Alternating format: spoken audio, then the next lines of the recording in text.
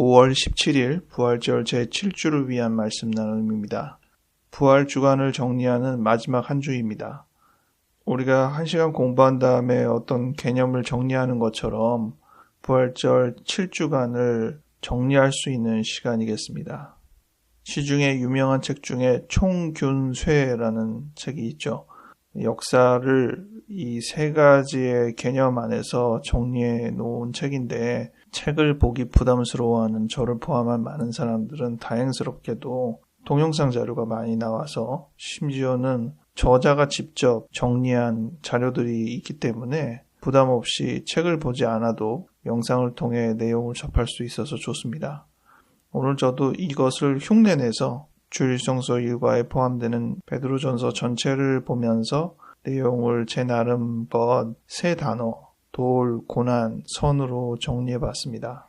전체 내용을 살필 때는 골고루 살펴보는 것이 좋지만 내용을 정리할 때는 비중 있는 부분들을 좀 부각시키고 전체적으로 관통하는 어떤 개념을 잡아낼 수 있으면 좋습니다. 역사도 역사를 바라보는 관점, 사관이 중요한 것처럼 어떤 내용을 바라볼 때 이것을 이해하는 관점이 참 중요하죠. 한 개인을 이해할 때도 본인이 갖고 있는 심리학적 지식, 이론 이런 부분들이 관점이 되어서 잘 활용이 되면 내담자를 좀 더 깊이 있게 파악할 수 있는 요령을 터득하게 되죠. 그런 맥락으로 오늘 베드로전서를 돌, 고난, 선이라는 제목하에 잠시 살펴보겠습니다. 첫 번째는 돌입니다. 돌이라는 단어가 2장에만 나와요. 분량도 적은 내용이긴 한데 굉장히 인상적인 표현이 돼서요. 예수님을 살아있는 돌이라고 했어요.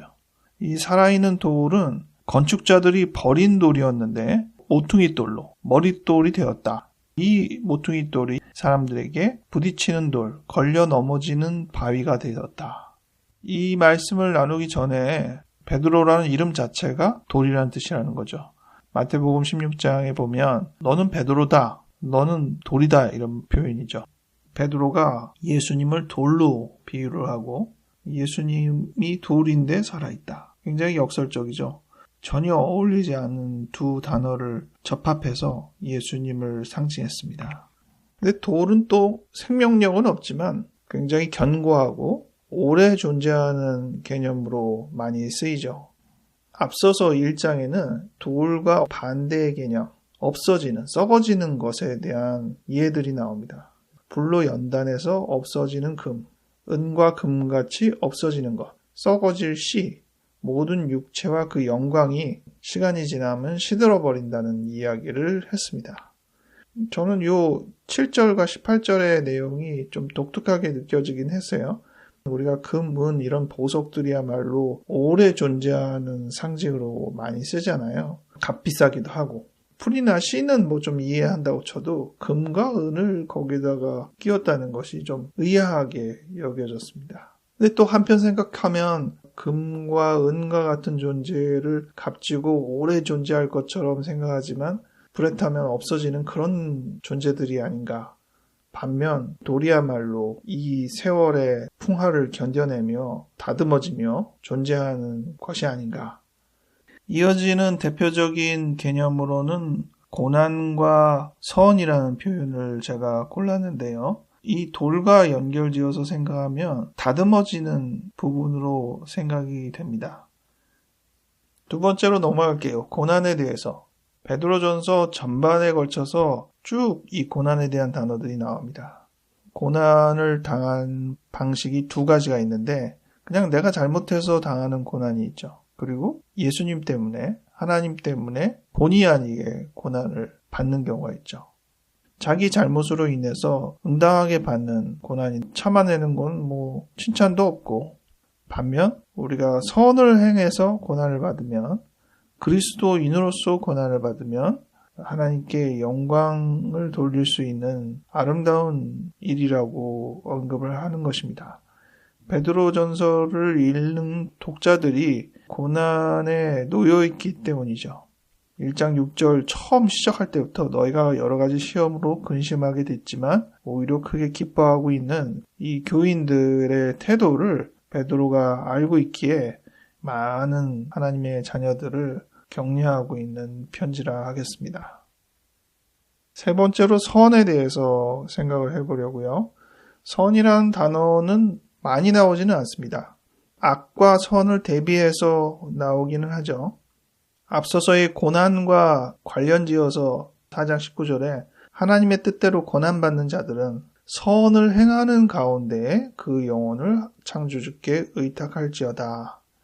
예수님께서 살아있는 돌로서 소극적으로 견디는 것만이 아니라 적극적으로 선을 행하셨다는 사실, 우리가 그 선을 행하는 삶에 동참하는 것이 중요하다는 생각이 들어요.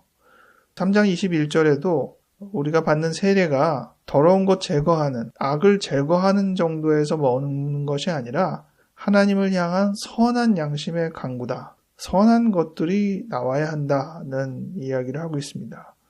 악을 제하지 못한다고 하더라도 선을 조금이라도 더 늘리는 것이 중요하지 않나, 이런 생각을 하기도 되죠.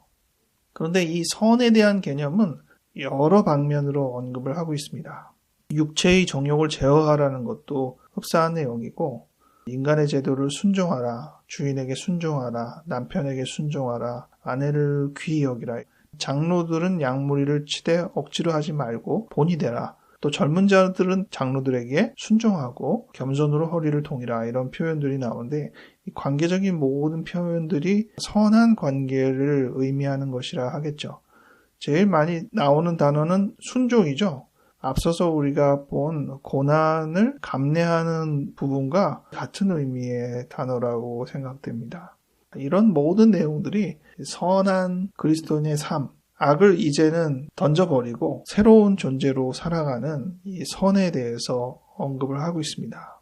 사실 이 모든 내용은 부활과 직결되어 있는 문제입니다. 고난을 참고 선을 행해야 하는 것은 우리가 예수님의 부활에 동참하게 되기 때문입니다. 살아있는 돌이라는 의미, 건축자의 버린 돌이 어느 순간 모퉁이 돌이 됐다라는 말도 예수님께서 죽으셨지만 부활하셨다라는 내용을 담고 있습니다. 이 부활 때문에 고난을 어떻게 해야 하는지, 우리가 왜 선을 행해야 하는지 분명해지는 것입니다. 부활을 통해서 돌과 같은 우리 존재들이 살아있는 돌이 되는 것입니다. 거듭난다는 표현, 이 단어도 부활이라는 단어와 동일한 의미로 우리가 생각해 보는 것이 좋겠습니다. 이렇게 한 주를 보내며 부활의 7주간을 마무리합니다. 이번 7주의 기간 동안 부활에 대해서 충분히 묵상했는지 다시 되돌아봅니다. 지금 이 기간이 좀 독특하다는 생각을 해주시면 좋을 것 같아요. 예수님이 부활하시고, 그리고 다음 주면 이제 성령이 이 땅에 내려오셔서 성령의 주간이 시작되는 부분인데, 그 사이 이 7주, 50여일의 기간 중에 40여일은 예수님이 이 땅에 부활한 몸으로 생활을 하셨고, 그리고 승천하신 걸로 성경에 나오죠. 그리고 10여일은 부활하신 예수님이 육신으로는 이제 이 땅에 없는 거죠. 그리고 아직 성령은 오지 않은 전형적인 공백기에 10일을 보내는 기간입니다. 지금 그 기간 안에 저희가 한 주 묵상을 하고 있는 거죠. 십자가에 못 박혀 죽은 그 이틀은 정말 참담하고 모든 것들이 다 험하게 수포로 돌아가는 시기처럼 여겼던 것이라 한다면, 지금 12여일은 부활하신 예수님을 만나고 그 예수님을 떠나보내긴 했지만 예수님께서 약속하신 거룩한 영이 그들에게 임하시기를 기대하며 더 이상 참담함도 없고 외로움도 없고 절망도 없는 그런 12여일을 보내는 기간이니까, 두 식이 다 육신으로는 없지만 제자들의 마음은 이렇게 많이 다르다. 이제 다음 주면 맞이할 하나님의 영이 우리 안에 임하시는 그 때를 기다리며 우리의 마음을 새롭게 다집니다. 기도하겠습니다.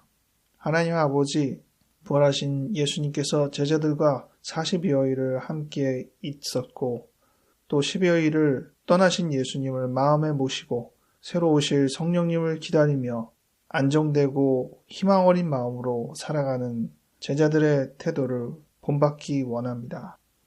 이번 한 주 기회 있는 대로 베드로전서를 묵상하며 우리가 어떤 존재로 살아가고 있는지를 다시금 생각해 볼 수 있게 도와주시옵소서. 살아있는 돌이신 예수님을 진정으로 본받아 고난을 감내하고 선을 행할 수 있는 존재가 되게 이끌어 주시옵소서. 다가오는 성령 강림을 기쁜 마음으로 기다리겠습니다. 감사드리옵고 예수님 이름으로 기도하였습니다. 아멘.